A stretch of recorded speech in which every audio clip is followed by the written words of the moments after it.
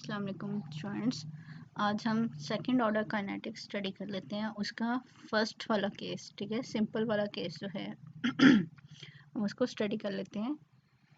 और सबसे पहले हम देखते हैं इसकी definition. When the rate of reaction is directly proportional to the product of the concentration raised to power unity of two different reactants और the square of the concentration of one reactant. ठीक है, simply जब concentration terms की जो power है हमारे पास 2 हो तो वो हमारे पास क्या है, सेकंड ऑर्डर होता है। या ये 2 कैसे हो, यानी कि अगर दो डिफरेंट रिएक्टेंट हैं, उनकी उनकी कंसंट्रेशन टर्म जो है उसकी पावर 1 हो, ठीक है, तो उसका सम अप करें तो वो 2 हो जाए।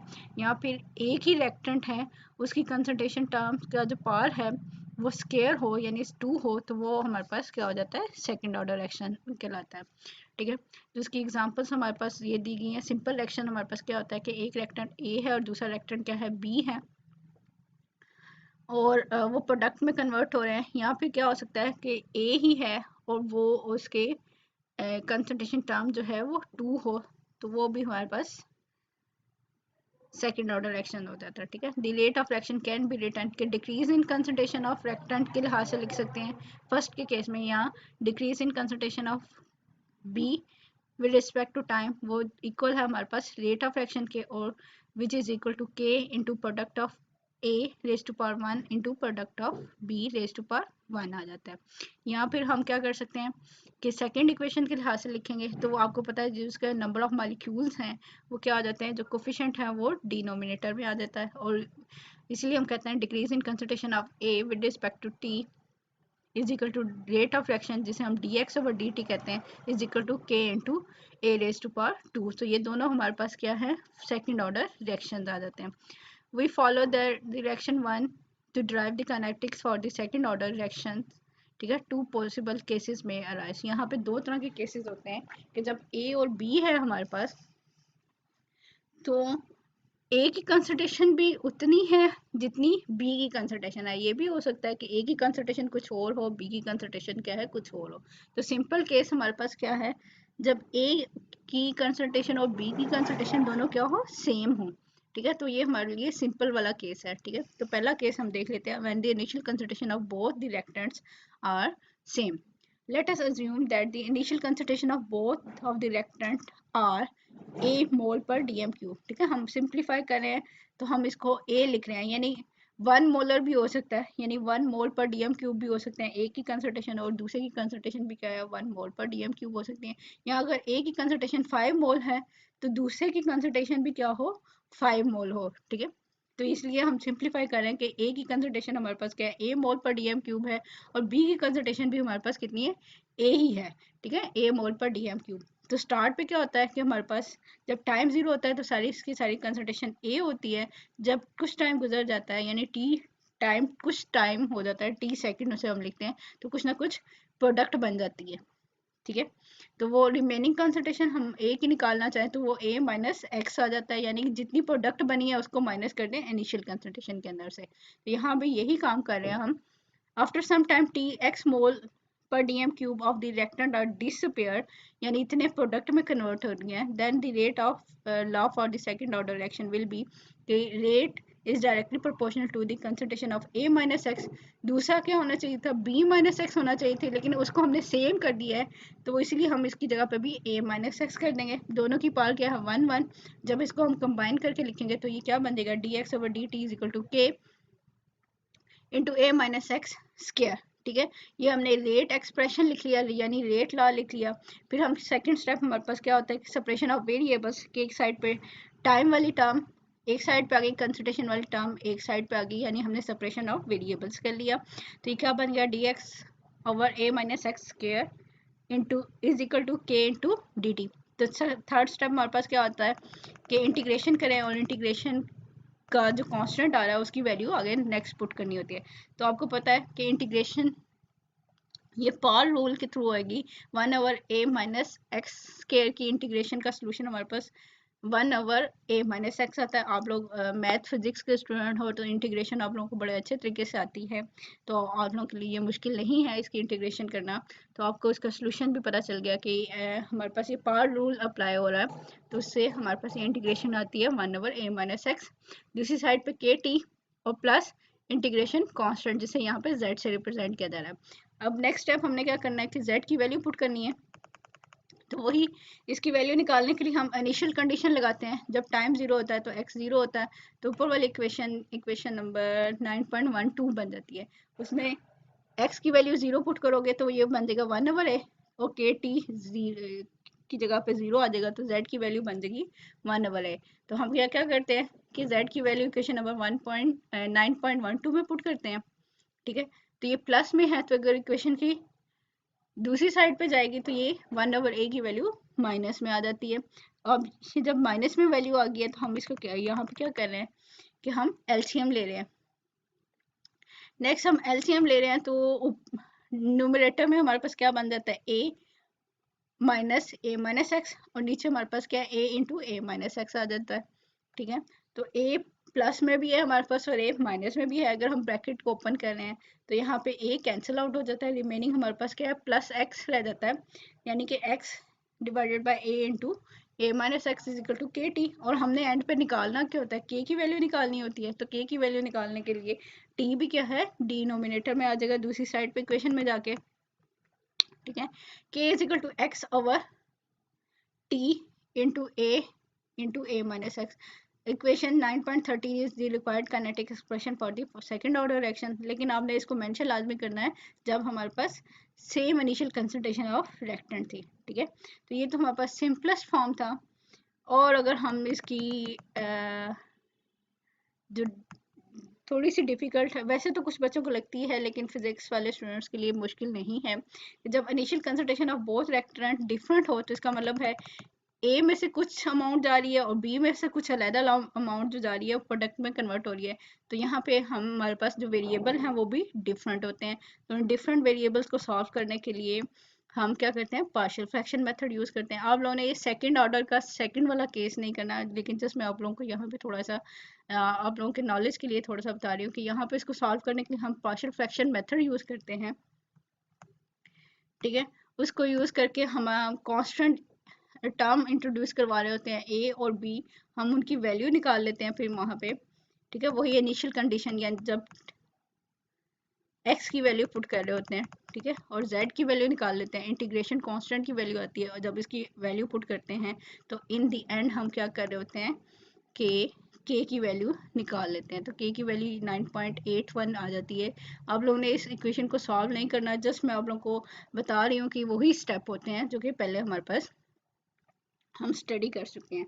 ठीक है, अब इसके करैक्टरिस्टिक्स देख लेते हैं हम सेकंड ऑर्डर के। सेकंड ऑर्डर की के की वैल्यू हमारे पास निकल आई, तो हम क्या के की वैल्यू निकली है तो हमने सबसे पहले क्या काम करना होता है के यूनिट निकालने होते हैं।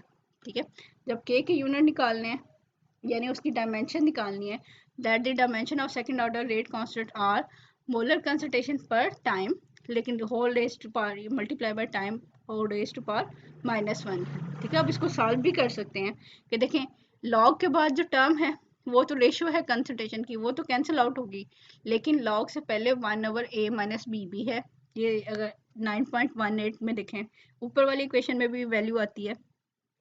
ठीक है, तो अब टाइम और कंसंट्रेशन टर्म आपस में मल्टीप्लाई हो रहे हैं लेकिन इनवर्स में है, यानी 1/, ये सारी टर्म है। ठीक है, तो इसके पहले यूनिट्स क्या होते हैं मोल पर डीएम क्यूब होता है ना। ठीक है, कंसंट्रेशन ऊपर हो तो अब कंसंट्रेशन क्या है डिनोमिनेटर में है, तो ये इन्वर्ट हो जाएगा, डीएम क्यूब पर मोल आ जाएगा, और पर सेकंड तो हमारे पास वैसे ही आना है। अब यहाँ पे हमारे पास क्या for the same initial concentration हमारे पास एक इंटीग्रेशन कांस्टेंट वाली वैल्यू थी, तो हम इंटीग्रेशन कांस्टेंट वाली यानी इंटरसेप्ट वैल्यू थी, तो इंटरसेप्ट वैल्यूज का होगा हम ग्राफ बनाएंगे तो 1/a हमारे पास क्या होगा इंटरसेप्ट आ जाता है और स्लोप की वैल्यू आ गई। ठीक है, अगर हमारे पास क्या अगर हम डिफरेंट कंसंट्रेशन वाले की वैल्यू को लेके बना रहे हैं ग्राफ, तो हमारे पास क्या है कि ग्राफ ओरिजिन से भी स्टार्ट हो सकता है, स्ट्रेट लाइन आ गई हमारे पास। अब हम देख लेते हैं हाफ लाइफ ऑफ रिएक्शन कि हाफ लाइफ ऑफ रिएक्शन के अंदर क्या है, जब टाइम हाफ लाइफ है तो वहाँ पे हमारे पास एक्स की कंसंट्रेशन क्या होती है 0.5 है, ठीक है। तो हमने क्या करना है, यहाँ पे वैल्यू पुट करनी है, एक्स है, न्यूमरेटर में एक्स है तो एक्स की वैल्यू क्या है हमारे पास 0.5 ए, और जहाँ नीचे भी हमारे पास एक्स है तो उसकी जगह पे 0.5 ए आ जाएगा। तो 1 में से 0.5 ए माइनस करेंगे तो ये 0.5 ए रह गया, ठीक है। तो ये 0.5 ए नीचे और 0.5 ए ऊपर आपस में कैंसिल आउट हो जाएगा और रिमेनिंग हमारे पास क्या रह जाएगा 1/k, ठीक है। तो ये half life of second order is equal to 1/ka। के हमारे पास प्रोपोर्शनलिटी कांस्टेंट है, इसको खत्म करेंगे तो प्रोपोर्शनलिटी का साइन आ जाएगा। इसका मतलब है half life of second order is inversely proportional to the initial concentration of reactant है। अब आपने देख लिया होगा कि हाफ लाइफ जीरो ऑर्डर की डिफरेंट है, फर्स्ट ऑर्डर की डिफरेंट है और सेकंड ऑर्डर की डिफरेंट है, ठीक है। आपने सारी इक्वेशन जो हैं इसकी याद रखनी है अपने पास। Thus, the half-life of second-order reaction is inversely proportional to the first power of the initial concentration of reactant. Half-life cannot be used with the reaction where the concentration of A and B are different. ठीक है, हम इसके simple case के लिए जो है ना वो निकाल लेते हैं कि इनिशियल कंसंट्रेशन की बात हो रही है जहाँ पे सेम है इनिशियल कंसंट्रेशन यानी पहले वाला केस, तो वो उसके लिए हम बात कर लेते हैं। Since A and B will be different, will have different time for the half reaction कि ए क्यों हम जो डिफरेंट कंसंट्रेशन है उसके लिए क्यों नहीं यूज़ कर रहे, क्योंकि ए की हाफ लाइफ कुछ और होगी और बी की हाफ लाइफ क्या है कुछ और होगी। तो यहाँ तो हम ये सिंपली कह रहे हैं कि ए जो हाफ लाइफ है इन्वर्सली प्रोपोर्शनल टू है इनिशियल कंसंट्रेशन के। तो हम यहाँ पे सिंपल केस के लिए तो कह सकते हैं, लेकिन जो डिफरेंट वाला केस है उसके लिए नहीं कह सकते क्योंकि दोनों रिएक्टेंट की डिफरेंट होती है यहाँ पे, ठीक है। एग्जाम्पल्स देख लेते हैं सेकेंड ऑर्डर रिएक्शन के लिए, ठीक है। A number of biomolecular reaction has to be study to very second order reaction. तो बहुत सारे ऐसे बायोमोलिकुलर रिएक्शन है जो कि सेकंड ऑर्डर है। इसका मतलब है ये एलिमेंट्री रिएक्शन है, यानी सिंगल स्टेप के अंदर जो रिएक्शन कंप्लीट हो रहे होते हैं वो उनमें molecularity and order of reaction same हो सकता है, यानी बायोमोलिकुलर है तो उसका ऑर्डर सेकंड है। लेकिन जहाँ पे कम्प्लेक्स रिएक्शंस होते हैं उनमें हम मॉलिकुलरिटी और ऑर्डर ऑफ रिएक्शन सेम नहीं भी हो सकते, ठीक है। एग्जाम्पल है हमारे पास saponification of ester in is a second order reaction, ठीक है।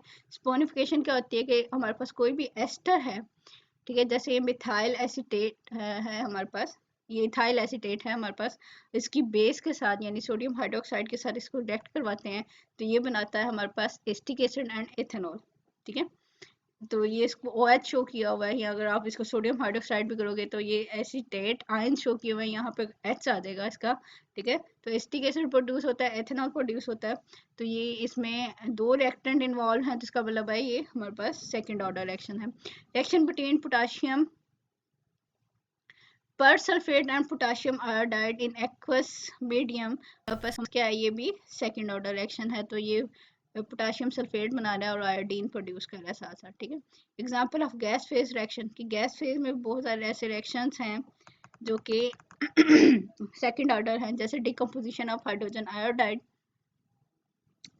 Into hydrogen and iodine second order है। अगर 2 मॉलिक्यूल हैं हमारे पास ओजोन के तो वो 3 मॉलिक्यूल ऑफ ऑक्सीजन प्रोड्यूस कर रहे हैं, तो ये भी सेकेंड ऑर्डर है। इसी तरह हमारे पास एसिटल्डिहाइड है, वो डिकम्पोज हो रहा है मीथेन एंड कार्बन मोनोऑक्साइड के, अगर ये 2 मोल हैं तो हमारे पास, ठीक है। इसी तरह आपको एक एग्जांपल दी जा रही है saponification of methyl acetate using concentration equal concentration of ester and alkali, ठीक है। ये नीचे रिजल्ट्स दिए हुए हैं, show that reaction is second order. ये एक्सपेरिमेंट हम लैब में अपने स्टूडेंट्स को करवाते भी हैं कि प्रूव करें कि ये सेकंड ऑर्डर रिएक्शन है, ठीक है। उन्होंने टाइम दिया 0 मिनट, 5 मिनट, 15, 25 एंड 35 मिनट के ऊपर कंसंट्रेशन ऑफ सोडियम हाइड्रोक्साइड दी है कि उसको टाइट्रेट कर रहे हैं हम।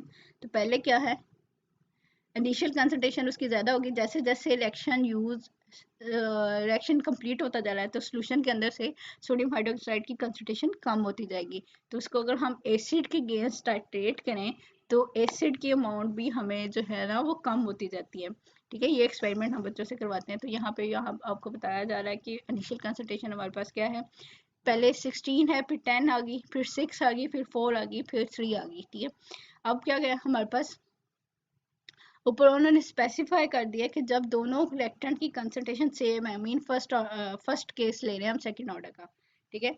तो इनिशियल कंसंट्रेशन हमारे पास क्या है, 16 है। इनिशियल वॉल्यूम जिसे हम कह रहे होते हैं, ठीक है, वॉल्यूम की टर्म में ले लें या कंसंट्रेशन की टर्म में ले लें, तो a माइनस एक्स निकालना है हर एक के लिए। a की वैल्यू हमें मालूम है कि 16 है, उसमें से x की वैल्यू माइनस करते जाएं, पहले 10 वाली वैल्यू माइनस करें तो उसकी x की वैल्यू आ जाएगी हमारे पास। हम वैल्यू पुट करेंगे, सारी वैल्यू पुट करते हैं और रेट कांस्टेंट की वैल्यू निकालते हैं हर हर एक रीडिंग्स के लिए, ठीक है। तो ये क्या आ रही है, 0.006 आ रही है, ठीक है। थोड़ी सी आगे, उस 6 के बाद आगे जाके डेविएशन है तो वो उसको डेविएशन इतना नहीं कंसिडर करते, ठीक है।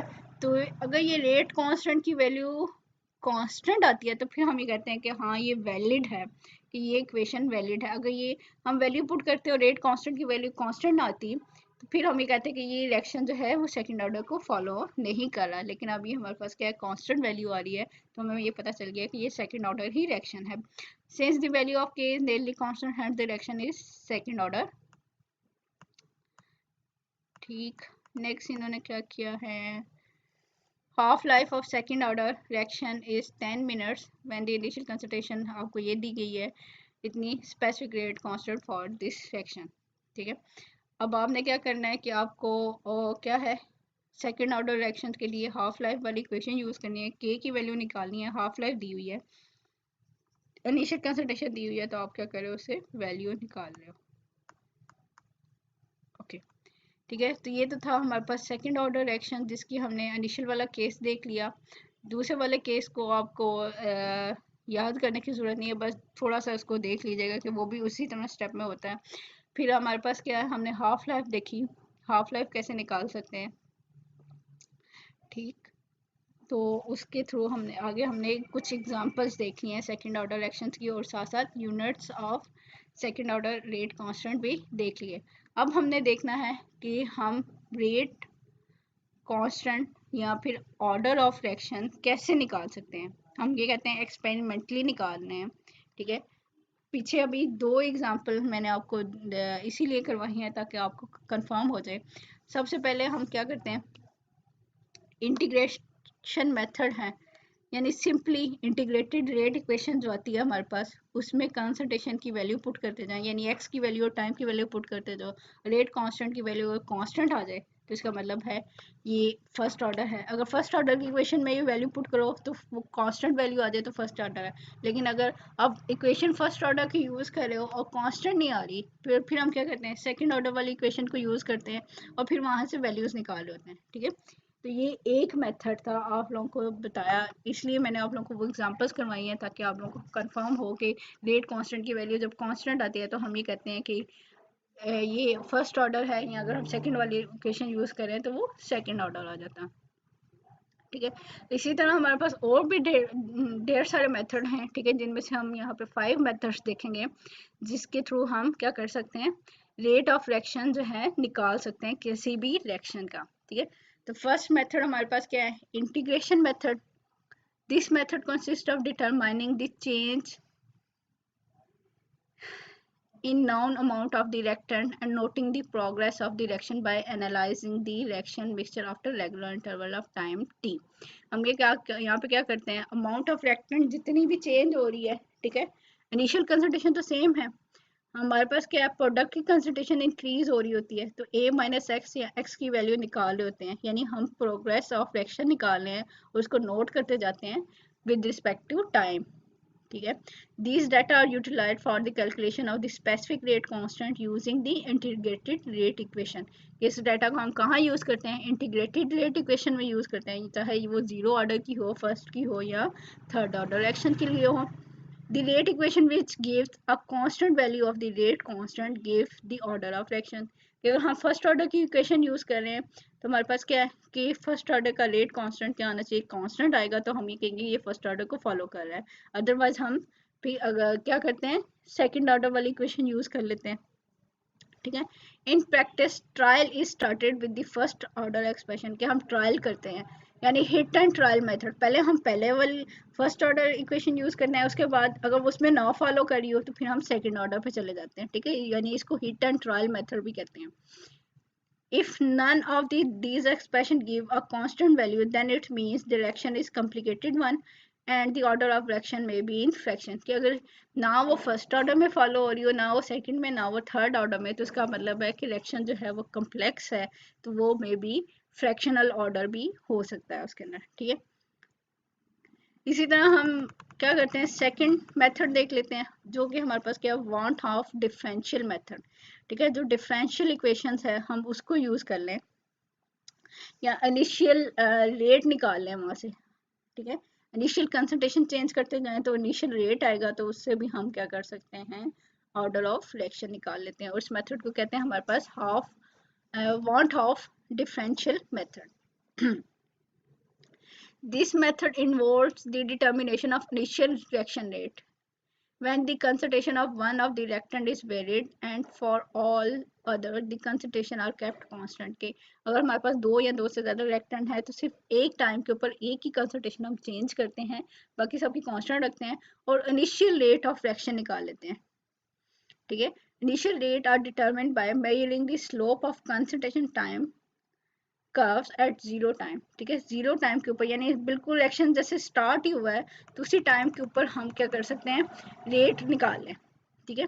These initial rate are related to the concentration of reactant by relationship. क्या हम यहाँ पे क्या करने हैं, एक रिलेशनशिप निकाल लेते हैं कि फर्स्ट करें हमारे पास n मोल ऑफ ए है, B mole m mole of B react कर रहे हैं, प्रोडक्ट बना रहे हैं, तो इसका इनिशियल रेट क्या होगा, नॉट से रिप्रेजेंट करें dx over dt at initial, यानी टाइम जीरो के ऊपर हमारे पास क्या आ रहा है, वो क्या होता है, डिक्रीज इन कंसंट्रेशन ऑफ ए, या फिर इसको क्या कर सकते हैं, बाकियों के लिहाज से अगर कांस्टेंट भी है, या इसका रेट किससे आ जाएगा, इज के rate is equal to k into initial concentration of A raised to power its power n. Similarly, initial concentration of B raised to power m आ जाता है। B कांस्टेंट है, सिर्फ A के लिहाज से हमने निकालना है, ठीक है। तो यहाँ पे क्या करें, लॉग ले लें इस इक्वेशन का, तो लॉग ऑफ के प्लस जो पावर होती है किसी भी टर्म की, अगर लॉग में आएगा तो वो लॉग से पहले आ जाती है, ठीक है। तो प्लस एन लॉग ऑफ ए आ जाता है, ठीक है। अब हमने करना क्या होता है, हमारे पास इक्वेशन आ गई, thus if one measure the initial rate of reaction while varying the initial concentration of one reactant keeping the other constant, a plot of log of dx over dt versus log of a naught gives a straight line whose slope give value of n, ठीक है, the order of reaction with respect to a।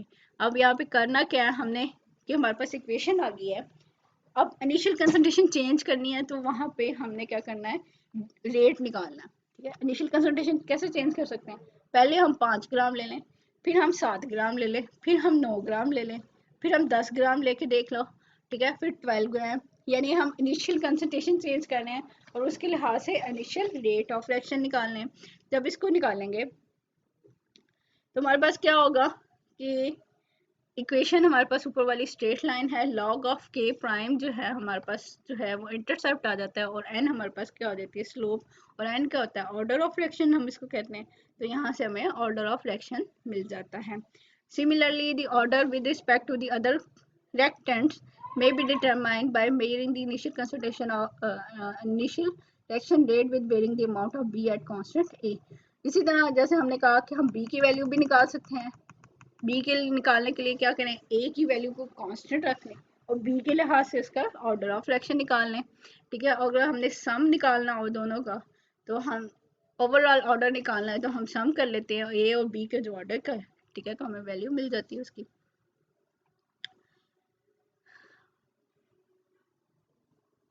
ठीक है। कि यहाँ पे हमारे पास के prime किसके इक्वल था, यहाँ पे k into concentration of B raise to power m था, ठीक है।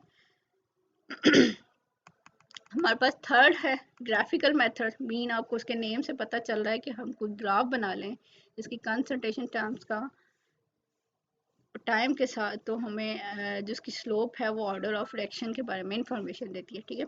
यानी ग्राफिकल मेथड में हम ग्राफ से भी हम वैल्यू के है ऑर्डर ऑफ रिएक्शन के बारे में इंफॉर्मेशन ले लेते हैं। In this method the value of x के अमाउंट ऑफ रिएक्टर डीकम्पोज होते हैं या प्रोडक्ट फॉर्म होती है, are plotted against time and dx over dt determined at any time from the graph, ठीक है। स्लोप निकाल लें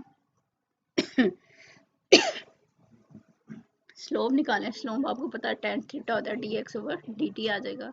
तो हम क्या कर सकते हैं कि यहाँ से ऑर्डर ऑफ फ्रैक्शन निकाल सकते हैं। अगर dx/dt निकल आया उसको a माइनस एक्स या के साथ निकाल लें, ग्राफ बनाए तो स्ट्रेट लाइन आ जाएगा। तो वहाँ से भी हमें ऑर्डर ऑफ फ्रैक्शन के बारे में मिल जाएगा। ठीक है, ठीक है। Various values of dx/dt obtained at different times from the graph are plotted against the corresponding concentration a minus x के साथ उसको ग्राफ प्लॉट कर लेते हैं। ठीक है, स्ट्रेट लाइन आ जाएगा। if we get a straight line then direction is first order. अगर हमें स्ट्रेट लाइन मिली है, देखिए हमने a minus x raise to power 1 के साथ निकाला था, I mean first concentration term का पार्ट जो है वो 1 हो, तो ये इसका ग्राफ स्ट्रेट लाइन है, तो इसका मतलब फर्स्ट ऑर्डर है। अगर इसकी कंसंट्रेशन टर्म की पार्ट 2 हो और स्ट्रेट लाइन आए तो इसका मतलब है वो सेकेंड ऑर्डर है। अगर इसकी पार्ट हम 3 ले रहे हैं तो इसका मतलब है अगर स्ट्रेट लाइन आएगी तो हमारे पास क्या है, 3 है। ठीक है, if a straight line is obtained by plotting dx/dt values against a minus x square or a minus x cube in place of a minus x, a second order third order action respectively। ठीक है, तो हम यहाँ से भी order of fraction निकाल लेते हैं। नेक्स्ट मेथड है हमारे पास half life method. This method consist of determining the time taken for half of the reactant to be change into product, यानी कि हाफ लाइफ की डेफिनेशन यहाँ पे आपको बताई जा रही है। It has been found that the time taken for the completion of one half of the reaction provided the reactant are all at the same initial concentration. हम क्या कर रहे हैं कि टाइम ले रहे हैं जिसमें हम क्या कर रहे हैं, हाफ ऑफ द रिएक्टेंट जो है वो कन्वर्ट हो रहे हैं प्रोडक्ट के अंदर। ठीक है, हम अगर पीछे देख लें, हम पीछे क्या पढ़ के आए हैं कि half life is independent of the initial concentration of the reactant. First order के लिए ये इंडिपेंडेंट थी, सेकेंड ऑर्डर के लिए क्या थी, inversely proportional to the initial concentration of reactant थी। और अगर हम थर्ड ऑर्डर के लिए देखें तो ये हमारे पास क्या था, inversely proportional to the square of the third order reaction. ठीक है, थर्ड ऑर्डर हमने किया नहीं लेकिन वो भी इसका स्केयर में आती है। और हम क्या कर सकते हैं, जनरल एक्सप्रेशन निकाल लेते हैं कि half life is equal to 1 over a raise to power n minus 1। n आपको पता है ऑर्डर ऑफ फ्रैक्शन होता है। ठीक है, अगर 1 पुट करेंगे तो ये 0 आ जाएगा इसकी वैल्यू, यानी कि इंडिपेंडेंट है। अगर 2 पुट करेंगे तो 1 आएगा, 3 पुट करेंगे तो 2 आ जाएगा। वही ऊपर जो स्टेटमेंट हमने दी है ये वही आ जाती है। अब अगर हम क्या करें, दो हाफ लाइफ निकाल लें। ठीक है, if t1 and t2 be the time required for one half of the initial concentration to disappear for different initial concentration a1 and a2 and if n is the order of reaction। अब हम क्या करें कि initial concentration change करना है। एक को रखें a1 तो उसके लिए जो हाफ लाइफ आएगी वो t1 हो जाती है, और दूसरी को हम रखें a2 तो उसके लिए जो हाफ लाइफ आएगी वो t2 आ जाएगी। ठीक है, तो वो जनरल एक्सप्रेशन के लिहाज से हमारे पास क्या इक्वेशन बन जाएगी कि हाफ लाइफ 1। ठीक है, अब वो हाफ को इसलिए नहीं लिख रहे कि वो हाफ लाइफ का 1/2 भी लिखते और 1 भी लिखते तो आप लोगों ने कंफ्यूज हो जाना था। ठीक है, अब इसलिए इसको t1 और t2 लिखा जा रहा है कि t half life 1 is inversely proportional to initial concentration 1 raise to power n minus 1। इसी तरह t2 क्या है हमारे पास 1 over a2 raise to power n minus 1। तो इसको अगर हम t2 को न्यूमरेटर में रखें और t1 से इसको डिवाइड कर दें तो आपको पता है ये इक्वेशन क्या बन जाएंगी। ये जो बुक में लिखी है ना इन्होंने थोड़ा सा इन्वर्ट कर दिया इसको। ठीक है, आपको पता है इन्वर्सली प्रोपोर्शनल है ये इसके साथ, तो t2 अगर वो ऊपर रख रहे हैं तो इसके साथ जो a2 आएगा वो डिनोमिनेटर में आएगा। ठीक है, इसी तरह t1 हमारे पास क्या डिनोमिनेटर में आ रहा है तो उसके लिए a1 जो है न्यूमरेटर में आ जाएगा, और n माइनस 1 क्या है होल के लिए इसको लिख रहे हैं हम।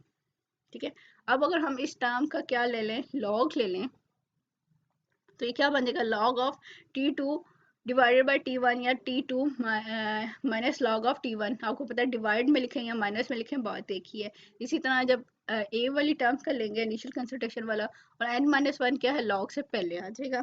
ठीक है, रिमेनिंग हमारे पास क्या रह गया log of a1 minus A2, या फिर इसको भी डिवाइड में लिखेंगे log of A1 divided by log of A2, या कंबाइनिंग एक ही दफ़ा हम इसको log लिख सकते हैं। ठीक है, अब n-1 के साथ जो इनिशियल कंसंट्रेशन वाली टर्म है मल्टीप्लाई हो रही है, दूसरी साइड पे जाएगी तो क्या हो जाती है, डिवाइड हो जाएगी। ठीक है, डिवाइड होगी, और n-1 है तो -1 को +1 से ऐड करें इस टर्म में, तो ये +1 और -1 कैंसिल आउट हो जाते हैं, इक्वेशन की दूसरी साइड पे जाएगी, ये +1 हो जाएगा। ठीक है, तो ऑर्डर ऑफ फ्रैक्शन क्या निकल आएगा हमारे पास, n = 1 प्लस लॉग ऑफ, अब इन्होंने यहाँ पे फिर उल्टा कर दिया एक्चुअली। ठीक है, आप लोगों ने अगर T2 को पहले रखना है, ठीक है, ऊपर रखना है, तो वो फिर आप लोगों ने उसी के लिहाज से करना है। एक्चुअली इन्होंने ये 4 वाली इक्वेशन जो है ना इन्वर्ट कर दी है। ठीक है, तो ये क्या बनेगा, log of T2 divided by T1 divided by log of A1 और A2 बन जाएगा। ठीक है, आप लोगों ने इसको खुद से सॉल्व करना है। एक्चुअली यहाँ पे इन्होंने ना थोड़ी सी ऊपर नीचे कर दिया है। ठीक है, लेकिन होता क्या है कि जो भी ये लॉग की टर्म की वैल्यू आ रही है उसमें +1 कर दें तो हमें ऑर्डर ऑफ रिएक्शन मिल जाएगा। यहाँ पे हमने क्या किया, 2 इनिशियल कंसंट्रेशन ले ली।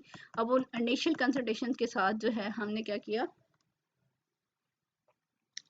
कि ये ऑर्डर ऑफ रिएक्शन निकाल लिया। ठीक है, thus n can be evaluated directly using knowing half life and a values, yani initial concentration. Rate constant can be calculated from the equation for half life for the first order, second order and variety is applicable. ठीक है, इसी तरह हम क्या कर सकते हैं कि हाफ लाइफ निकालने के साथ साथ क्या के की वैल्यू भी निकाल सकते हैं। यहाँ पे हमने के की वैल्यू को इग्नोर कर दिया, उसको नहीं लिखा। ठीक है, लेकिन आपने जब इक्वेशन देखी है तो वहाँ पे के की वैल्यू भी आ सकती है। तो मीन अगर आपको हाफ लाइफ और इनिशियल कंसंट्रेशन दी गई हो तो आप क्या कर सकते हो, उसकी रेट कांस्टेंट भी निकाल सकते हो। इसी तरह हमारे पास क्या एक और मेथड कहते हैं कि उस हाफ लाइफ के थ्रू हम निकाल सकते हैं, कि सिंपलर केस के लिए हम निकाल सकते हैं if t is the time for the same fraction of change and a is the initial concentration। First order के लिए हमें पता है t is independent of a। ठीक है, यानी ये t की वैल्यू चेंज नहीं हो रही, t की वैल्यू कांस्टेंट आ रही है। सेकंड ऑर्डर के लिए क्या है, t is half life is inversely proportional to a होता है। तो इसको अगर हम इक्वेशन की आपस में मल्टीप्लाई करें, इक्वेशन के दूसरी साइड पे लेके जाएंगे तो t into a is equal to constant आना चाहिए। ठीक है, थर्ड ऑर्डर के लिए क्या है, t multiply by a square आए, कांस्टेंट वैल्यू आए, तो हमारे पास क्या है कि थर्ड ऑर्डर के लिए आ जाएगी।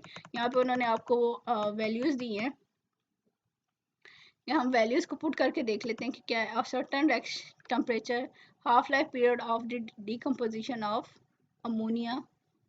ठीक है, अमोनिया की डिकम्पोजिशन के लिए दिया, प्रेशर दिया, हाफ लाइफ दी है 3, 1.9, 50, 100, 200। Find the order of reaction. ठीक है, हम प्रेशर लिख लें या कंसंट्रेशन लिख लें, दोनों हमें पता है। गैस की टर्म में हम प्रेशर लिखते हैं, सोल्यूशन की टर्म में हम क्या कर रहे होते हैं, कंसंट्रेशन या इनिशियल कंसंट्रेशन ये लिख रहे होते हैं। ठीक है, since t is not constant in the above data, the reaction is clearly not the first order। ठीक है, कि फर्स्ट ऑर्डर नहीं है क्योंकि कांस्टेंट वैल्यू आनी चाहिए थी, इनिशियल कंसंट्रेशन पे तो इंडिपेंडेंट है, इसका मतलब है ये फर्स्ट ऑर्डर नहीं है। अब फिर हम सेकंड ऑर्डर देखते हैं कि p और t को मल्टीप्लाई करें, या जैसे a और t को मल्टीप्लाई करें तो कांस्टेंट वैल्यू आनी चाहिए थी। ठीक है, तो पी और टी को मल्टीप्लाई कर रहे हैं, पहली टर्म में हमारे पास 181 आ रहा है, दूसरी में 182 और तीसरी में भी 182, यानी कि क्लियरली हमारे पास बहुत थोड़ा सा डिफरेंस है। तो ये हमारे पास क्या आ जाता है, सेकंड ऑर्डर रिएक्शन आ जाता है। इसी तरह आपको एक और एग्जांपल दी गई है कि जो हमने अभी वैल्यूज निकाली हैं, एन की वैल्यू निकालने के लिए वैल्यूज दी हुई है, आप वैल्यू पुट करो, उसको +1 प्लस करें। ठीक है, तो ये वैल्यू क्या बने 1.85 अप्रोक्सीमेटली 2, तो यानी इसका मतलब है कि ऑर्डर जो है वो सेकंड ऑर्डर रिएक्शन है। लास्ट वन है हमारे पास फिफ्थ आता है हमारे पास ऑक्सफोर्ड आइसोलेशन मेथड। ठीक है, जैसे हमने सूडो फर्स्ट ऑर्डर निकाला था कि हम क्या करें कि एक रिएक्टेंट जो है हमारे पास क्या है, एक्सेस में है, तो उसकी तो उस पर तो रेट डिपेंड ही नहीं करता। ठीक है, कि पहले हमारे पास अगर 2 रिएक्टेंट हैं या 3 रिएक्टेंट हैं, उसमें से एक की कंसंट्रेशन निकालनी है, बाकी सबको कांस्टेंट रख लेना है। उसकी कंसंट्रेशन को देख के फिर हम ऑर्डर ऑफ रिएक्शन निकालते हैं। इसी तरह फिर हम क्या करते हैं, दूसरा रिएक्टेंट ले लेते हैं, उसकी कंसंट्रेशन को फिक्स कर लेते हैं, बाकी सारे एक्सेस में कर लेते हैं, फिर उसके लिहाज से ऑर्डर ऑफ रिएक्शन निकाल लेते हैं। इसी तरह हम तीसरे के लिए करते हैं कि तीसरे की कंसंट्रेशन चेंज करते हैं, ऑर्डर ऑफ रिएक्शन निकालते हैं और पहले और दूसरे की कंसंट्रेशन को कांस्टेंट रख लेते हैं या एक्सेस में ले लेते हैं। तो फिर उन तीनों का जो ऑर्डर ऑफ रिएक्शन होता है उसको हम सम कर लेते हैं। तो इस तरह हम ऑर्डर ऑफ रिएक्शन निकाल लेते हैं। तो ये हमारे पास ऑस्वाल्ड आइसोलेशन मेथड आ जाता है। ठीक है, this method consist in finding out the rate of a reaction with respect to one reactant at time. एक टाइम के ऊपर हम एक रिएक्टेंट का ऑर्डर ऑफ रिएक्शन निकाल लेते हैं या रेट ऑफ रिएक्शन निकाल लेते हैं। Taking the other in very large access, कि दूसरे जितने भी हैं रिएक्टेंट उनको लार्ज अमाउंट में ले रहे होते हैं। 10 isolating the molecule taking part in the reaction, कि हम एक मॉलिक्यूल को आइसोलेट कर लेते हैं, यानी एक के लिहाज से हम ऑर्डर ऑफ रिएक्शन निकाल लेते हैं, बाकी सबको एक्सेस में ले लेते हैं। ठीक है, if the reaction involve the three reactants A B and C and if the order of reaction is n with respect to a, कि पहले हमने a के लिहाज से निकाला, उसकी वैल्यू कोई भी वैल्यू हम कह रहे हैं कि n है, और m है विद रिस्पेक्ट टू b और r है with respect to c, then the total order is n plus m plus r। ठीक है, जो भी इसका ऑर्डर आता है, फर्स्ट करे 2 आता है, फर्स्ट करे 1 आता है, फर्स्ट करे 0 आता है। ठीक है, और जनरली हम ऑर्डर के लिए n लिख रहे होते हैं। यहाँ पे दो दफ़ा n लिख दिया है, लेकिन आपने कंफ्यूज नहीं होना, वो जस्ट आपको समझाने के लिए n m और r लिख रहे हैं। ठीक है, n is determined by varying the concentration of a। ठीक है, और वो पहले फिर बता रहा है कि अगर हमने n कैसे निकाला कि a की कंसंट्रेशन को वेरी कर रहे हैं और बाकी जो दो हैं b एंड c उनको वेरी लार्ज एक्सेस में ले रहे हैं। इसी तरह हमने m और r निकालना है। ठीक है, तो बी और सी को बी को चेंज कर रहे हैं, तो ए और सी को कांस्टेंट रख लेंगे, और अगर हमने सी निकालना है तो ए और बी की कंसंट्रेशन को कांस्टेंट करके निकाल लेंगे। तो ये हमारे पास ऑर्डर ऑफ रिएक्शन हम निकाल सकते हैं। मीन हमने 5 मेथड देखे। सबसे पहले हमने देखा था इंटीग्रेटेड रेट इक्वेशन को लेके निकाल सकते हैं। दूसरा फिर हमने देखा था और ऑस्टवाल्ड इलेक्शन था। ठीक है, ऑस्टवाल्ड वो ये कहा था कि इनिशियल रेट ले लें। ठीक है, थर्ड हमने देखा था ग्राफिकल मेथड, ये ग्राफ बना लें। चौथा हमने देखा कि हाफ लाइफ ले लें। ठीक है, इनिशियल कंसंट्रेशन चेंज करें और हाफ लाइफ चेंज होगी तो उसका हम इक्वेशन उससे बना के हम फिर कर सकते हैं। पांचवा हमने देखा कि आइसोलेशन मेथड है, तो उसमें हम क्या कर सकते हैं कि एक रिएक्टेंट को एट अ टाइम मेजर करते हैं, बाकी को एक्सेस में लेके ऑर्डर ऑफ रिएक्शन निकाल लेते हैं। तो ये 5 मेथड है हमारे पास जिनके थ्रू हम ऑर्डर ऑफ रिएक्शन निकाल लेते हैं। आप लोगों ने इनको अच्छे तरीके से प्रिपेयर कर लेना है और याद कर लेना है।